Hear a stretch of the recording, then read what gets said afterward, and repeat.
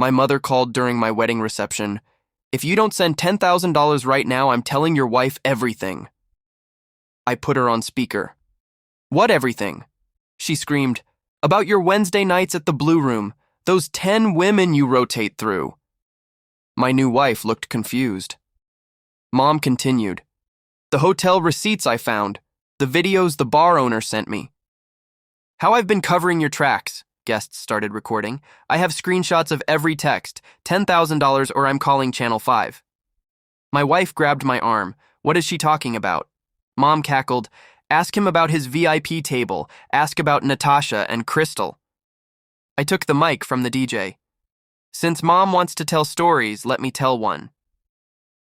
What I revealed next made her drop her phone. You think you're better than all of us, don't you, Daniel? My mother hissed, her voice cutting sharper than the champagne glass she'd been gripping. Don't you dare talk to me like that, especially not here. I shot back, aware of the dozen pairs of eyes circling closer at my wedding reception.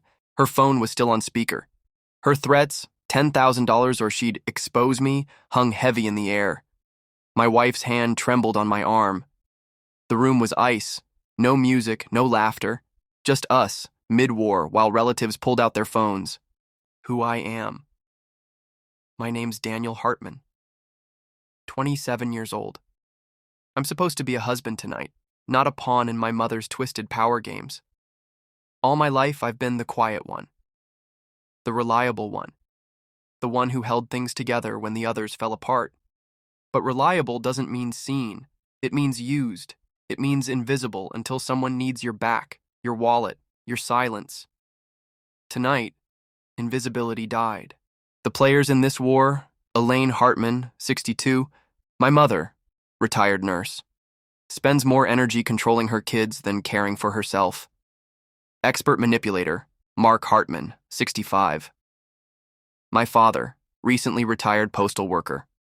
Always silent when Mom claws, his passivity as sharp as her words, Rachel Hartman, 32. My older sister, single mom. She inherited Mom's bitterness but not her strategy.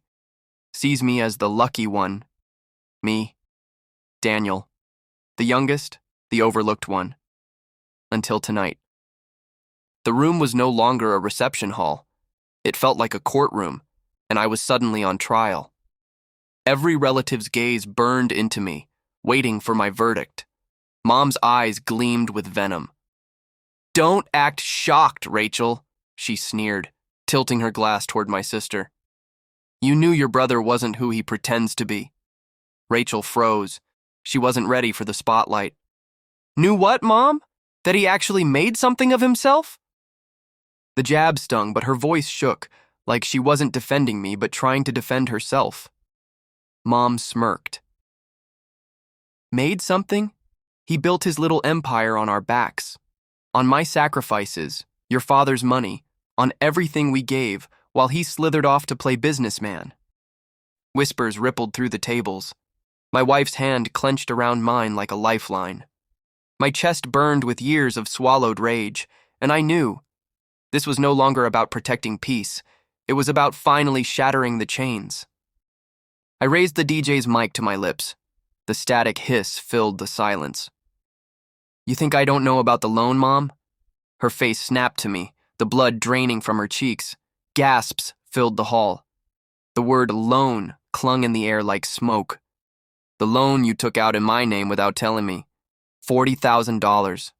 Debt collectors calling me at 20 years old while you pretended nothing happened. Her hands trembled. Dad's shoulders slumped as if gravity doubled. Rachel blinked hard, confusion flashing across her face. Mom's jaw clenched. That's not what happened. You're twisting... No, Mom. My voice cut sharp. I dropped out of school because of it. Worked graveyard shifts just to survive while you told me to stop complaining. And I stayed silent. For you. My truth landed heavier than any accusation. At 21, silence was survival. I'd walk into class half asleep after nights unloading grocery trucks. Professors would ask why I looked so pale. I never told them I was fighting collectors over debt I never signed. I remember sitting in the dark kitchen, Bills spread like knives across the table while Mom said, "Family sticks together, Danny. You'll thank me someday." But there was no together. There was just me, patching holes in a ship everyone else kept drilling. And tonight, on my wedding day, she was still drilling. I lowered the mic for a moment. The weight of memory almost crushed me. Then I raised my head. "You want to talk about lies?" My voice was steady now, almost cold. "Tell them about Grandma's insurance payout," the crowd murmured. Mom's wine glass slipped in her grip. "The $75,000 you said never existed. You told Rachel and me the hospital bills took it all. Except..." I held up a folder I had tucked in my suit jacket. "I've seen the bank statement." The hall erupted. Chairs scraped. Someone gasped. "Oh my God." Rachel staggered back, mascara already smudged. You lied? I begged you for money for daycare, Mom. You said you were broke." Dad's face crumbled. He whispered so faint it chilled me. "Elaine, please, tell me he's wrong." But Mom couldn't. Her lips quivered, her silence a louder confession than any words. The atmosphere turned suffocating. "Daniel, stop this!" Mom shrieked, her voice cracking with desperation. But I wasn't shouting anymore. My calm scared her more than my anger ever could. "No, Mom, I've stopped enough." Rachel's voice trembled. "You let me skip meals so my kid could eat? While you had 75 grand? Dad's fist hit the table. The sound silenced the hall, his voice broken but fierce. "Elaine, enough of your games, enough of your lies." It was the first time I'd heard my father choose us over her, and in that moment, I realized she was losing her grip. I set the mic down gently. No dramatic slam, just release. Then I walked out. My chest heaved as if I'd run miles, but for the first time I could breathe. Outside, the night air was cold and sharp.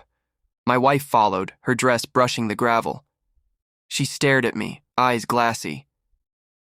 "Why didn't you tell me?" I swallowed. "Because I thought silence would keep me safe. But silence never gave me peace. It only gave her power." Minutes later, Rachel stumbled outside, makeup streaked. For the first time, she didn't look at me like I was the enemy. She whispered, voice breaking, "I'm sorry. I didn't know." It wasn't forgiveness, but it was the first crack in the wall between us. The wedding was ruined, at least by traditional standards. Guests would gossip, videos would leak.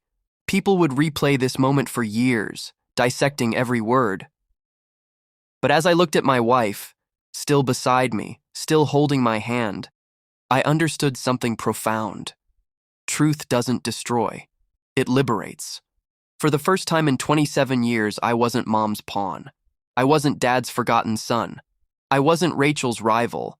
I was Daniel, scarred, flawed, but finally free. Mom may never forgive me. I may never forgive her. My family may never feel whole again, but I no longer carry her secrets. I no longer live her lies. I will build a family that doesn't weaponize silence, one that doesn't trade love for leverage. And as the night stretched on, Rachel whispering she wanted to talk, my wife's hand never leaving mine, I felt something raw and terrifying and beautiful.